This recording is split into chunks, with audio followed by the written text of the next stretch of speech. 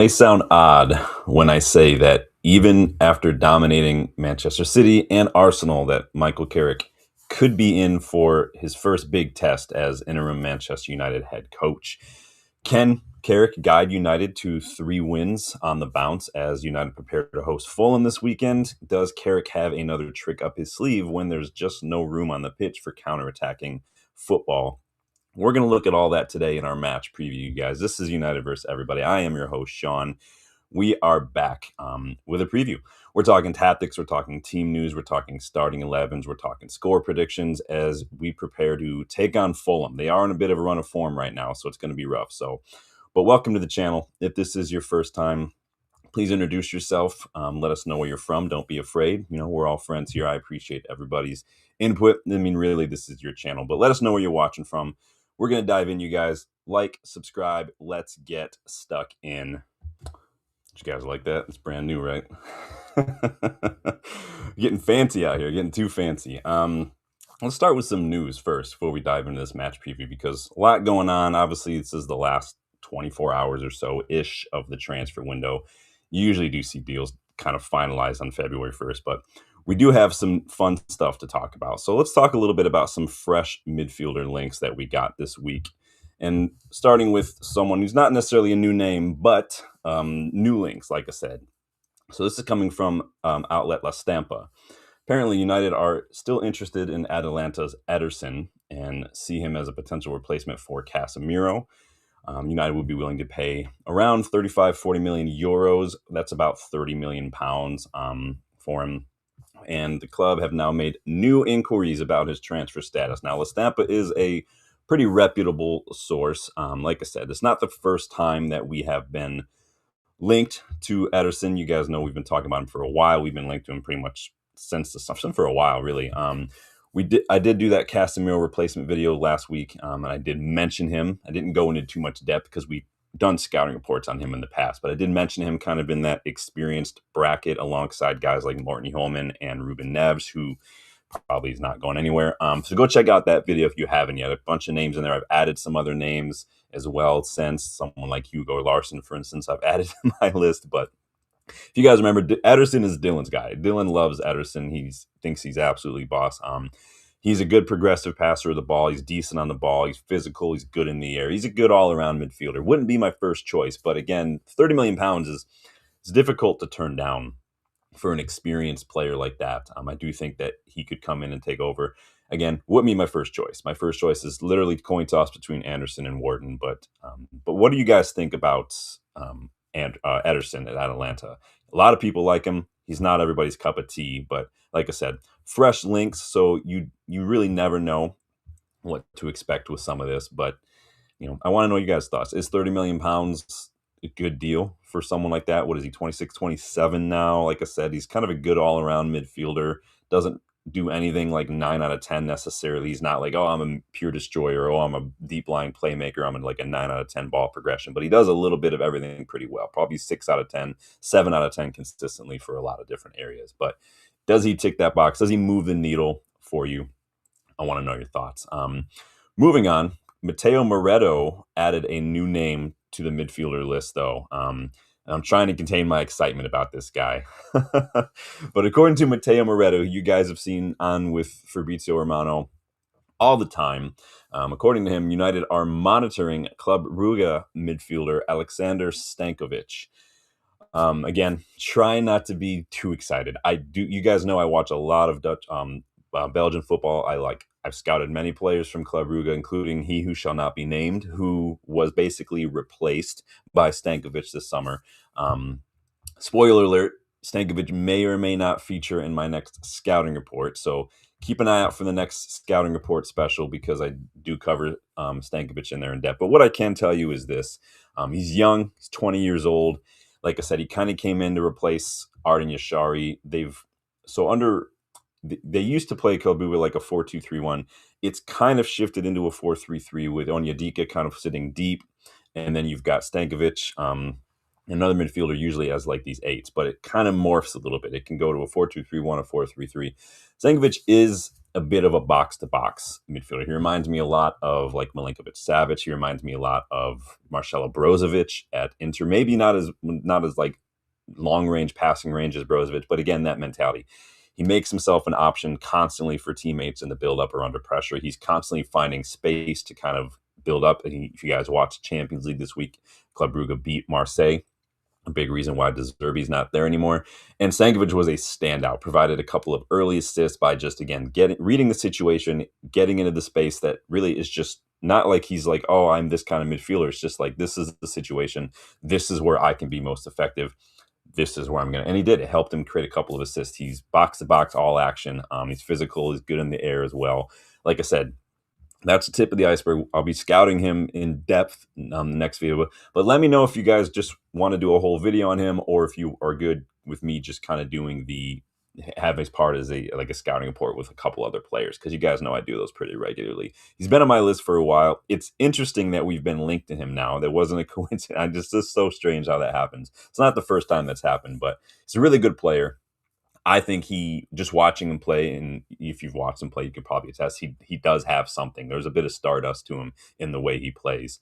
But let me know what you guys have seen, if you guys like him, if you guys are excited by some of these midfield links. I am excited, but it is what it is. He's not everybody's cup of tea, but again, it's because everybody's different. We're all different. One name not on the list, though, one name that we can probably chalk off the list in terms of midfielders, though, it's going to be Ruben Neves, because according to Fabrizio Romano, he's rumored to be in talks with a new 3-year contract with Al Hilal. It did kind of have that feeling this whole time, right? That yes, he's out of contract. Yes, he's available for it. Did like the fact that nobody was kind of heavily linked to him. Aside, we're linked with everybody though. You did kind of wonder why he would just be able to walk away for free in the summer. Now, if a player walks away for free in the summer, that's usually because they're trying to get the bonus, right? But it did kind of have that feeling about it. Big up, Sanjay. Big up. Good to see you, man. Yeah, we're going a little early today because I got some stuff going on this afternoon. It's been a crazy couple days for me, but trying to squeeze it in as much as I can because we do have to preview the match. But yeah, Ruben Neves sounds like he's about ready to sign a 3-year extension at Al Hilal. So pretty much choosing to spend 6 years of his life getting paid in the Saudi league, which is really a bummer. And to go there in your peak, in your prime, it's a bit frustrating, but it is what it is. You guys know I've wanted Ruben Neves at United for a long, long time. I think he's perfect, but alas, money talks. Sanjay's just coming in from Munich. Big up, man. Well, no problem. Make sure you hit that like button while you're chilling, man. But so anyone who wanted Ruben Neves, sorry, it doesn't look like he's going anywhere this summer. There's not much time left in the transfer window, to be honest. I'm not holding my breath. There's still time. Technically, we did sign Bruno like today, 6 years ago. And we signed Dorgu like the final weekend of the January window last year, if you guys remember. So it's not like we don't do business. It's frustrating that we do our business so late. And like Ineos had a chance to kind of change that, right? They had a chance to come in and do things differently. It wouldn't be hard to do better than the Glazers and Woodward and these guys, but they are really doing the same thing now. In Ineos' case, I don't know if it's a case of let's save a month of wages by waiting till January or the end of January or what. You definitely got that feeling in the past, but it doesn't make sense to me. We need a midfielder.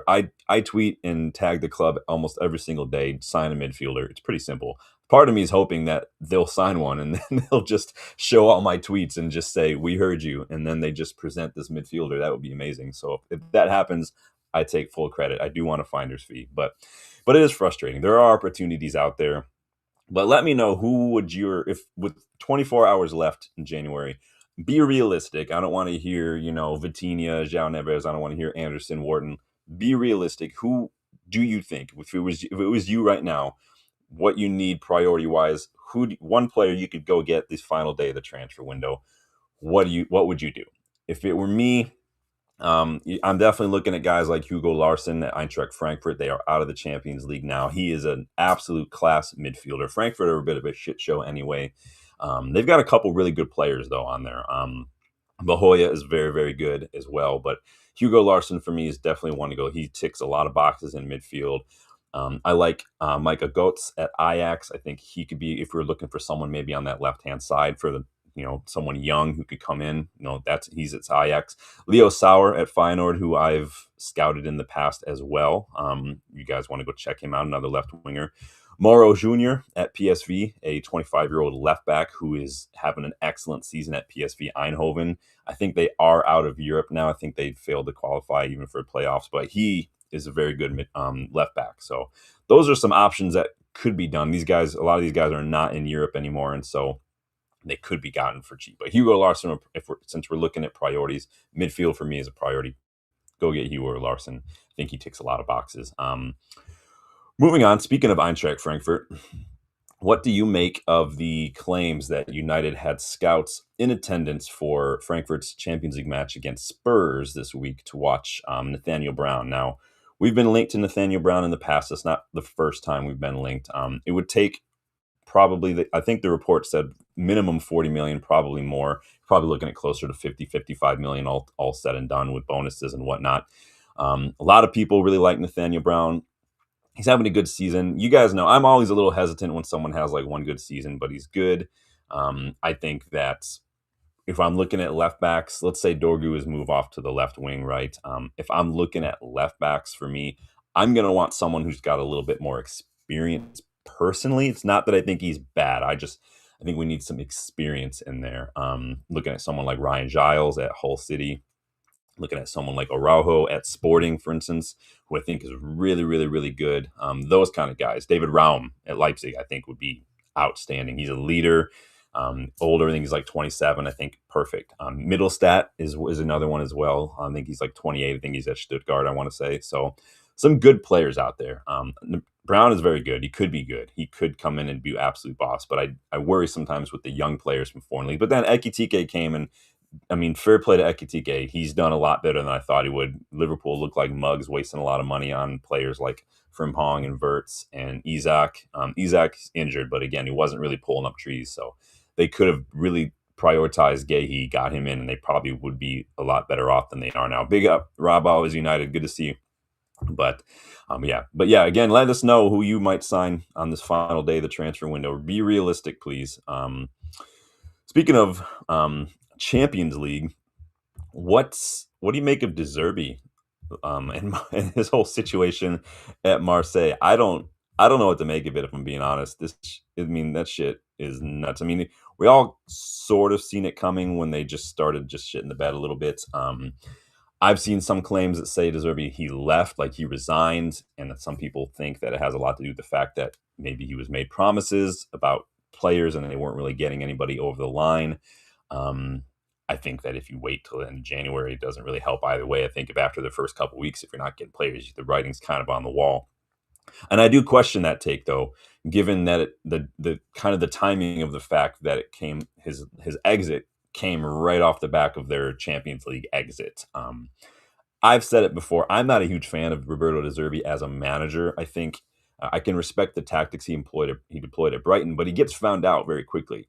And so everyone who's complaining about some managers not having a plan B, like De Zerbi, when they got found out at Brighton, time to go. Marseille, same thing, time to go. He does like to play out from the back. He does like to invite pressure. He does like to play over that initial press from the opposition. And if you don't have the players for it, if the other team kind of backs off, then you do have to kind of figure out another way to go about it. His win percentage, either if you look up his win percentage at different clubs, it's not been stellar. He had his best spell was at, I forget what club it is. I want to say it's a club in Italy, but that was like a decade ago. Since then, it hasn't been great when you look at sample size. I think Shakhtar is probably his next best percentage, but he only managed like a couple dozen matches at Shakhtar. So it's not a very good sample size. But it is what it is. If you are a fan of De Zerbi, if you think United should go for him, I want to know. Let me know your thoughts. Who else? Who's free agent out there right now? Xabi Alonso is free agent. A lot of you guys would not take him. We did that poll a couple weeks ago. You think a lot of you guys can't get over the Liverpool connection, which it is what it is. There are players at Liverpool I would take. We've got players from Leeds over the years. I don't really think that's an issue. If it makes us better, it makes us better. But I want to know your thoughts on that. But let us know as we move on to this match, you guys. Please make sure you're liking. Please make sure you are subscribing. We're going to talk about this match. Oh, don't forget, too, huge sale right now in the United vs. Everybody store. It is 25% off everything. And guys, I'm hooking you up with every single sale that's available right now. From now to the end of February, you guys are pretty much going to have a sale on like every day. But right now is probably the biggest one you're going to get, 25% off. So the 20% off sale just ended, 25% off. So there is a link pinned in the chat. Go to that link if you want to check out some one of a kind gear, kind of like what I'm wearing right now, the United vs. Everybody, the OG green and gold logo. That's available right now, 25% off. They're not expensive. This is like 20 bucks. You can get it for like 15. So really good deal. Some really cool gear. There's hoodies, there's mugs, like my Fergie time mug that you guys have seen me rocking all the time. Hats, baby clothes, women's clothes, all of it's in there. Go check it out when you get a second. Not right now. That would be rude, but wait till I'm done. All right, let's talk about this match, you guys. So we drew 1-1 against these in late August to start the season, and really what was kind of a subpar performance from United. Remember, it was not great. Fulham also knocked us out of the FA Cup on pens last season. That was not great either. They are 7th at the moment. They got 34 points. They're just 4 points behind us, so they can't catch us, but they can kind of see us drop several places. They have 2 wins, 1 loss, 2 draws in their last 5 in the league. They recently beat Middlesbrough in the FA Cup as well. United are 4th after a brilliant pair of results against City and Arsenal. We are sitting on 38 points, but we're not celebrating right now. Not only is 4th not a trophy, sorry, Arsenal fans, it's not a trophy, but we don't really have a cushion of points between us and the teams around us right now. So this is going to be one of those kind of maybe grinded out results where we do have to just kind of stay on the front foot and keep the pressure on for 90 minutes. It's going to be a big test for Michael Carrick and his players. So I'm interested to see what happened. Oh, what we got here? Rob, always United. Big up, Rob. Just gifted 5 United vs. Everybody members. Man, that's awesome. You get one of these.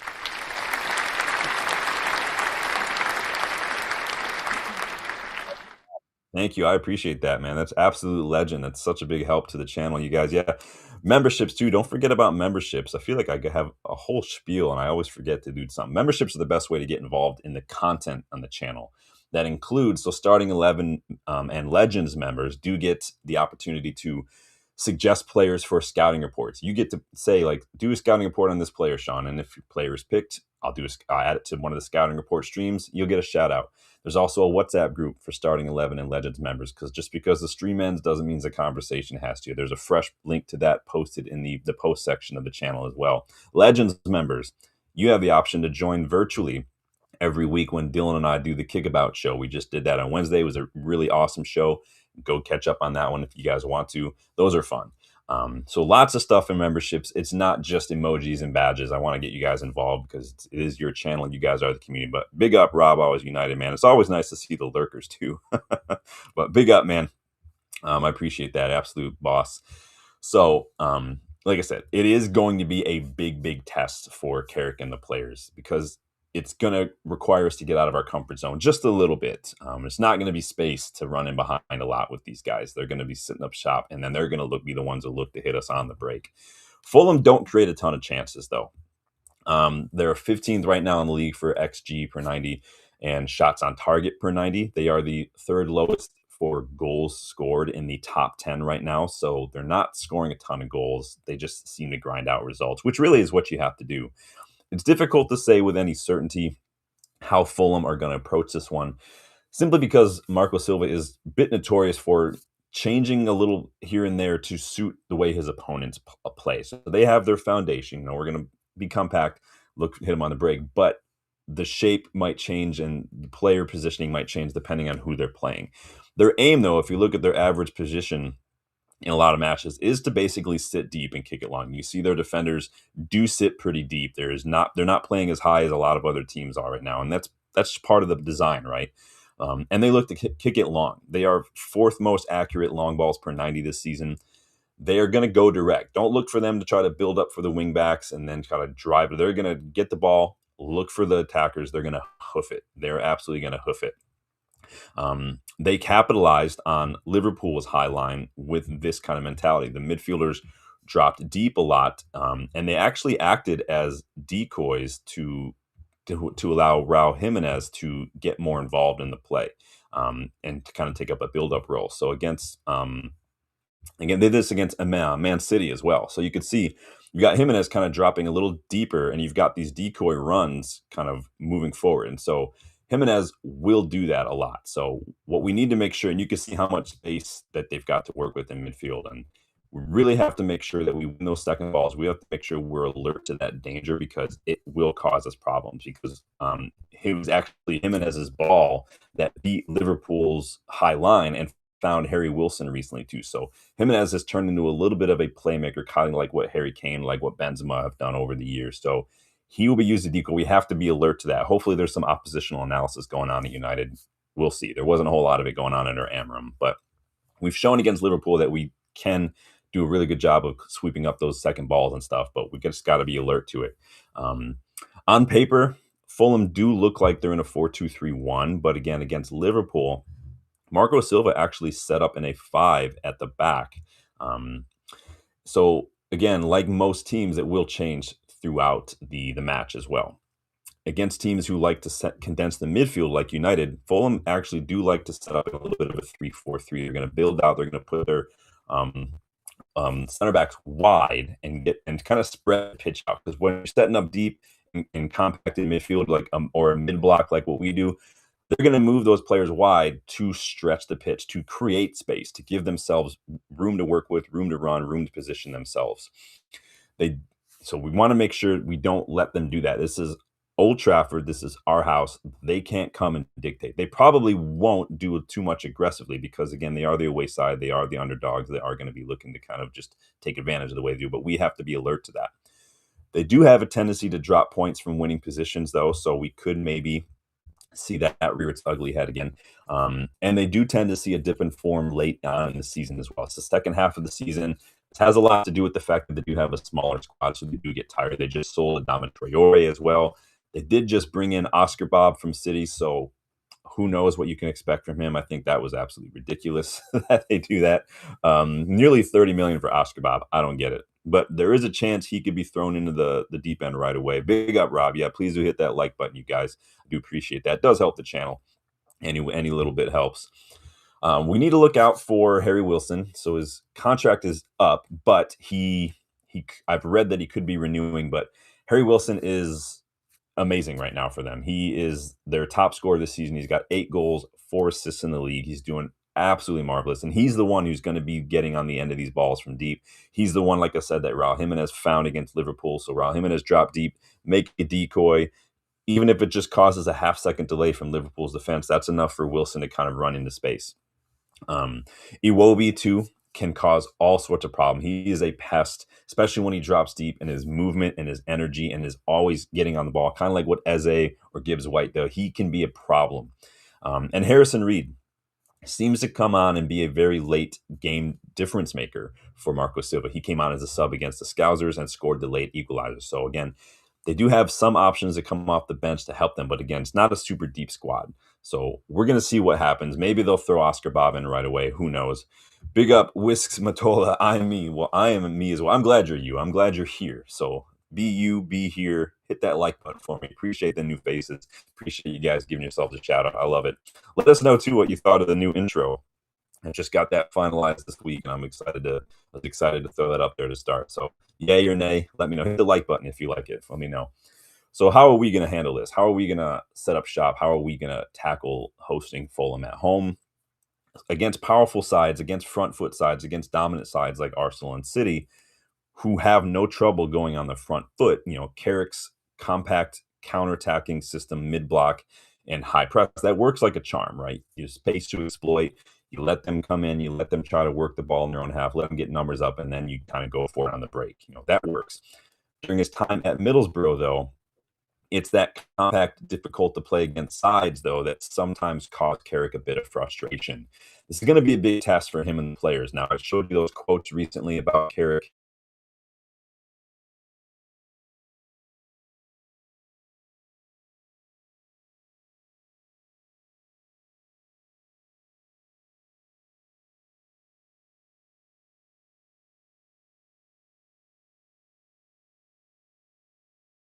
He'll need to have a game plan for breaking Fulham down, since they're not going to have a whole lot of space to run into. What I expect to see is a little bit of maybe what he did at Middlesbrough at times, where um, during his first spell at night. So we did build kind of in a 3-2-5 at times to kind of get numbers forward, to get a lot of numbers, to take up a lot of spaces and put a lot of threats. So again, this is against Arsenal when he was here at interim. We had a lot of players high up the pitch. And obviously these are different players. We don't have Sancho, Ronaldo anymore. Rashford's not here anymore. McTominay, Fred, Telles, pretty much everybody's gone. But again, when you're sitting up aside, as you can see, there's got like 6 players just chilling. You get numbers in there, and that's what we're going to do. With the fullback kind of tucking in as well. You can see Tellez kind of tucking into that 3. And then you want to create overloads in these wide areas. Something else we've seen again from him, same match. You got little groups of 3s in these wide areas coming up against the fullback, the midfielders, center backs. You're going to create overloads. He did the same thing as well. Oops, wrong one. As well. So get those numbers in there, get those combination plays going. This is where guys like Ahmad, guys like Cunha are really going to come alive for us, is these wide areas where they can play the little 1-2s, the triangles like we were doing against City and stuff. You guys remember we had Turkey on toast that game. Appreciate. I've gone dead. That's not good. Sorry, guys. Big up, Annie's in the house. Welcome. Like it. All good again. Well, let me know what you missed and what you didn't. Could you hear me at least? That's all right. Big up, Steph. Absolute legend. Yes, Rob is a legend for throwing out those memberships. But this is what I do think we're going to see some of. If Fulham want to sit deep, they want to sit in a deep block, we're going to get some numbers forward. Now, what we don't want to do, commit too many numbers forward. And what I mean is we do not want to play a high line. We want to have some people back. This is where I think Maguire is going to come key to cutting out these long balls. He does a really good job of that as well. What we're going to want is some sustained pressure in and around their third, movement around the box, quickly regaining possession in their half. If if the play goes dead or we miss our chance and that ball shoots out, we're going to want to make sure that we get that ball back and just keep things going. In the mid block that we've seen under Carrick, I do think that's going to be a big help in preventing any long ball counterattacks because you've got players there who can help. So we'll see. We are at home though, so I do expect us to be on a bit on the front foot, which I think United fans want. I think Carrick understands that. It doesn't mean you just throw caution to the wind. Doesn't mean you just put everybody forward. But I do think we're going to be attacking. We're going to go at him similar to what we did against City and Arsenal. I think we're going to see a lot of that. But Jen, leave somebody back a little bit. Probably going to see more wide areas because again, just the way Fulham play. They don't play like Arsenal and City did. So hopefully we'll see a little bit of what I just showed you, some combinations. Big allegedly, big up. Xerxes back in training. So that's potentially some good news. If he's match fit, then that gives us options to help. Mount, we haven't really seen a whole lot of. Michael Carrick was asked about Mount. He made comment about Mount and the presser, so maybe Mount could have a role to play. DeLitt, not back either. Still injured with this back issue. I honestly could not tell you what is going on with that. If anybody has any more details, please let us know, but I have no idea what's going on there. Obviously, is going to be how Carrick responds to the absence of Patrick Dorgu. Patrick Dorgu on that left wing has been vital these last 2 matches. Obviously against Arsenal, he was an absolute revelation. I do imagine we will see Cunha start on the left-hand side. He and Dorgu are very, very similar in that physicality, that energy, that fight, the ability to not only drop deep to get the ball, but the ability to drive it up from those deep areas as well. I think that's really going to make a big difference. Oh, wow. Debasi's in the house, gifting 5 memberships too. Awesome. Thank you. Absolute legend, Debasi. Hold on. You get one of these too.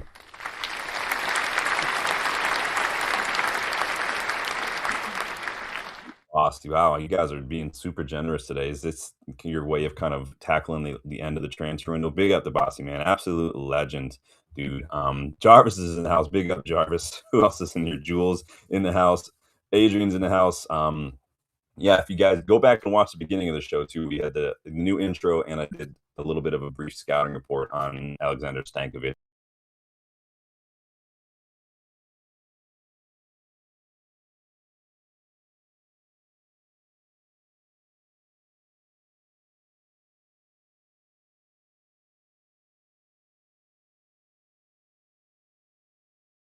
Carrick kind of shift things around.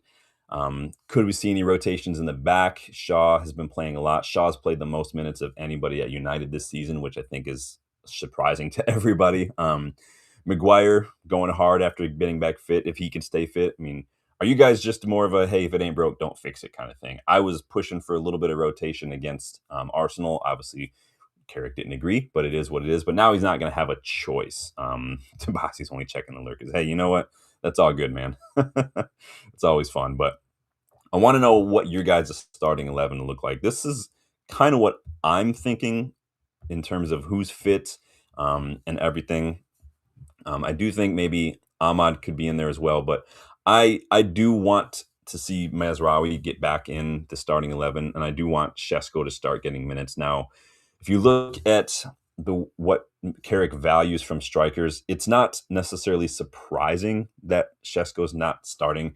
At Middlesbrough, Carrick values attackers like you look at like Chuba Akpom, Tommy Conway, who he brought into the club as well, the guys who are mobile, the Rooney types, the Suarez types, the Aguero types. These guys are going to drop deep. The Anthony Martial types a little bit. These kind of strikers who can drop deep, get involved in that link up in the final third, who aren't just poachers, who aren't just hoof it long guys.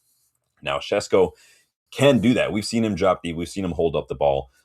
We've seen him get involved in some one-touch play here and there. But like Carrick at Middlesbrough, like Wilder had Chuba Akpom in the exiles in the under 21. He was on Schweinsteiger, Victor Valdez settings. And when Carrick got the job, he brought him out of the under 21s, brought him back into the first team, played to his strengths, and got him going on a run of 9 consecutive games where he scored goals, turned him in the championship's top scorer in the 22-23 season.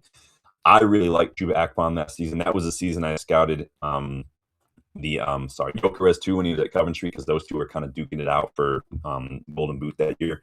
But Carrick has shown that he can do that. He can show that he can get that. But again, Shesko doesn't necessarily fit that profile.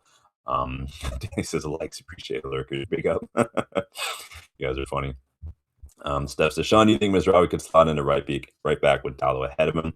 Honestly, I wouldn't even be surprised to see Dallo start on the left wing, the way that Carrick kind of maybe sees that kind of stuff.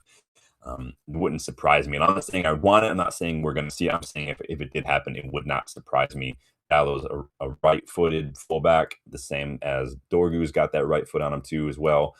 He is more left-footed, but you've seen him do stuff with his right foot too. But I wouldn't be surprised to see that as well. Danny says, play Mbumo as a 9, Ahmad a right wing. Yeah. No, I could definitely see that. You know, it's really going to be up to how Carrick sees it. Now, the only reason I'm thinking maybe Shesko is because I don't know how much space we're going to have. And Shesko, we might not have any choice but doing a couple runs, maybe dinking one of the back posts to Shesko or something, or maybe relying on a set piece. It's really going to depend on how much space we get. But it's a good problem to have, right? Not knowing who to start over Ahmad or Mbumo or whatever, buddy. Tabasi says deadline day panic buy incoming. Maybe. We'll see. We did talk about some fresh links to Ederson. We did talk about new links to Club Brugge midfielder and whatnot. So you never know. I asked you guys to make your suggestions. If you were director of football with 24 hours left, what is a realistic signing you would make? I listed Hugo Larsson at Frankfurt. They're not in Champions League anymore.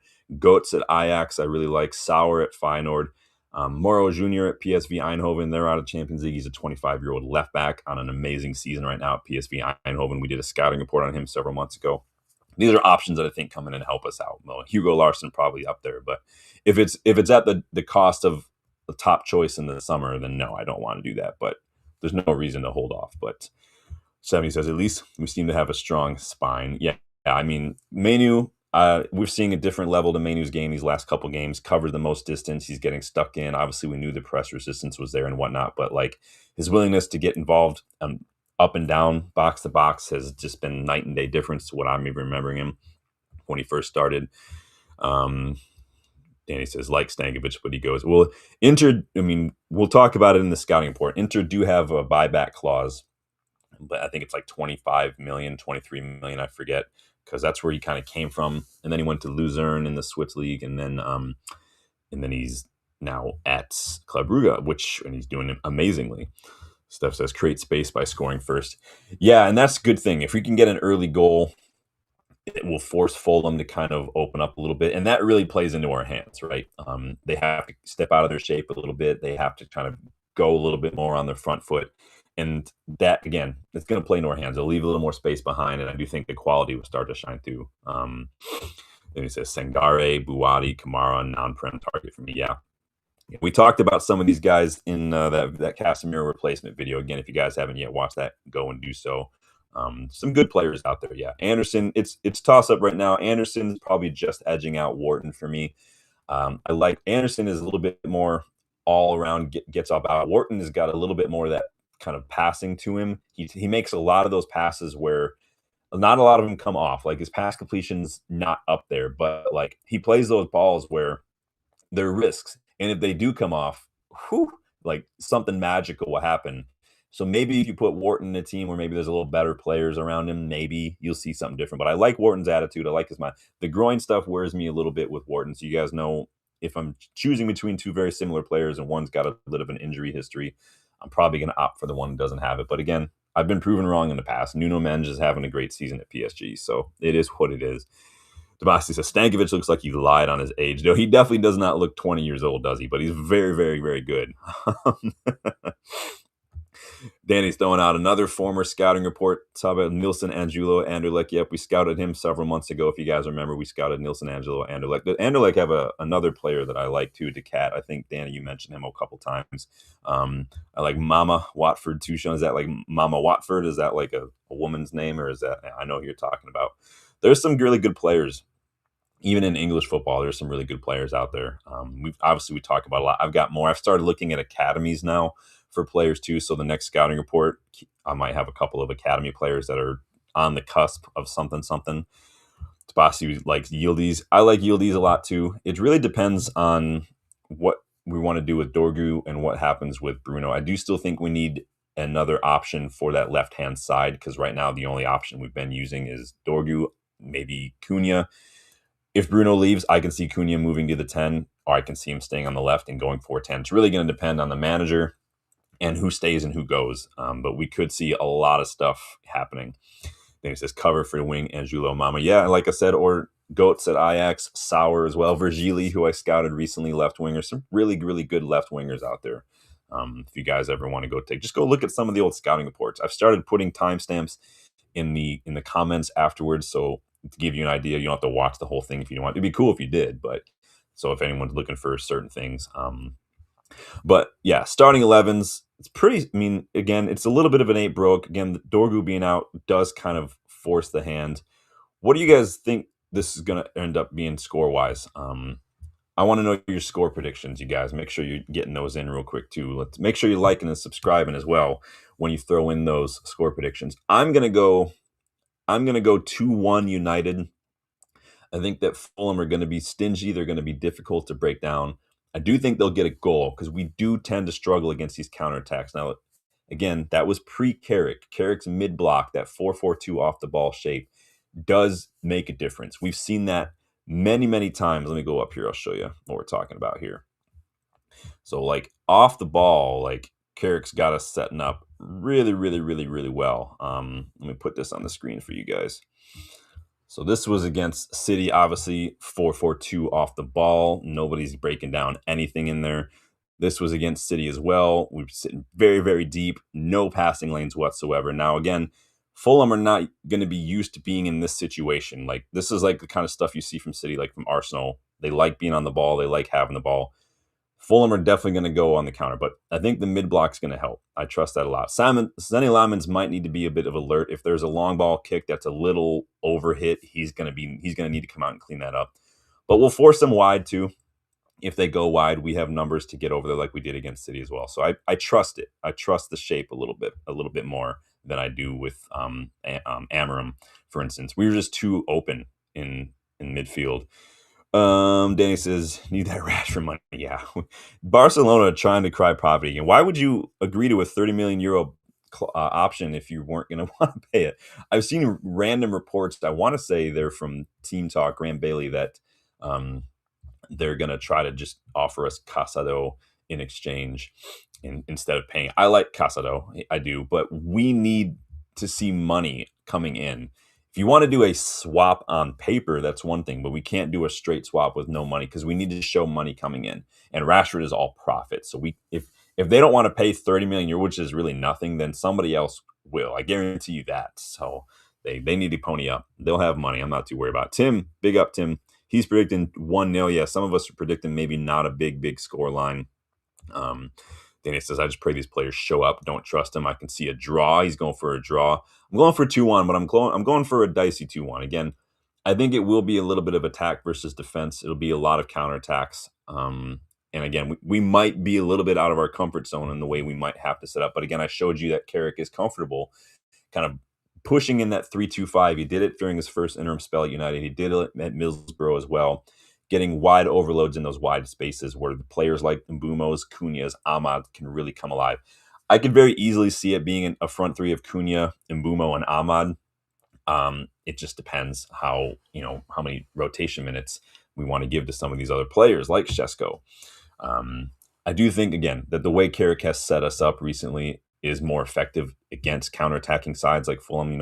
It's not, I don't think we're going to see any more of this one pass and then the opposition is into our box. I don't think we're going to see that anymore. But again, how much of that was down to the system? How much of that is down to the individual players? Because individual players made some pretty big mistakes as well. But I'm going 2-1. Danny's going draw. Tim's going 1-0. Let us know your score predictions, you guys. If we win, we go at 41 points and we hold on to that fourth place spot for the time being, right? Lose, and we could drop to sixth. Villa are third. They have to play Brentford this weekend.